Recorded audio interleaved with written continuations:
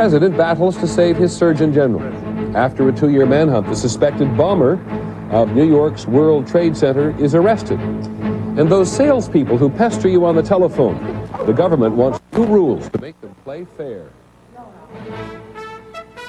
From ABC, this is World News Tonight with Peter Jennings. Good evening. We begin at the White House tonight, where once again the president has got himself into another full-scale battle to save the nomination of someone he believes should serve the country, his nominee for Surgeon General.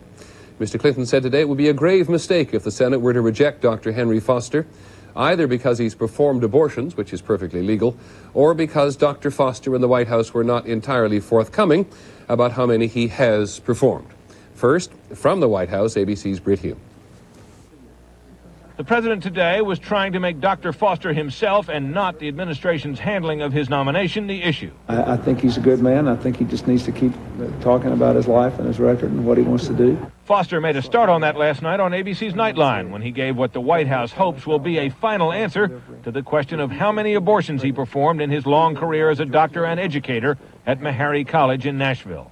All of my patient records and all of the operative logs from the time I went to Meharry in 1973 until tonight have revealed that I was listed as a physician of record on 39 of those cases. Foster stressed that he spent most of his time delivering babies, but he acknowledged that in addition to the 39 abortions, 55 other pregnancies were terminated in a research program under his direction, which used medication to induce abortion.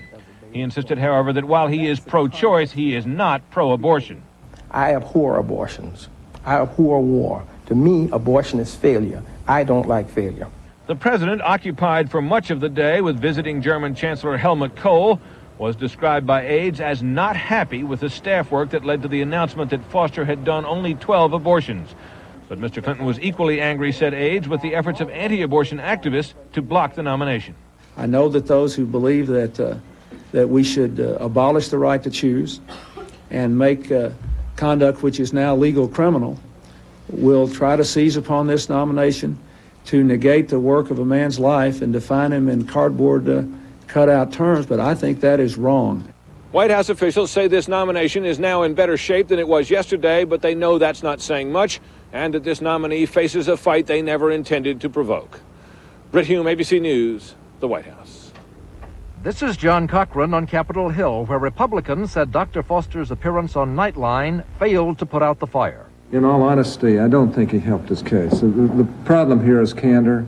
Republicans said Foster had once again changed the number of times he performed abortions. Now he's caught in contradictions. I don't know whether they're malicious or attempts to mislead or simply lack of time to adequate research. He is not being straightforward with the American public, and the administration is attempting to cover up facts that I think are relevant. Republicans made much of the controversy surrounding the last Surgeon General, Joycelyn Elders, and said the president has done it again. We've had Dr. Elders, and now we're into another controversy that I think is needless. So I have much less tolerance on this occasion. Ronald Reagan's Surgeon General was C. Everett Koop, whose anti-abortion views stirred controversy.